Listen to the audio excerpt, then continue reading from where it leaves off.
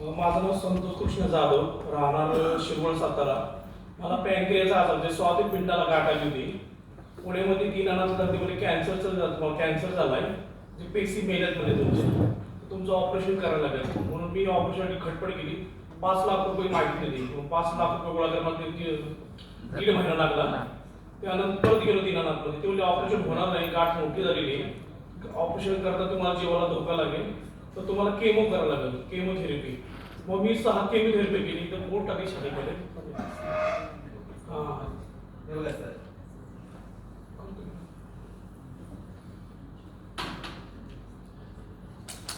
ते पोट टाकली मी छातीमध्ये माझ्या.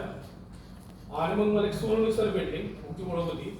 ते म्हणजे केमोथेरपी चालू करा, अमृतज्यूस चालू करा. मग त्यांनी मला 2 बॉटल आणून दिल्या. केमोथेरपी चालू 4थी केमोथेरपी झाली माझी. मग त्यांनी बॉटल आणून दिली आणि मी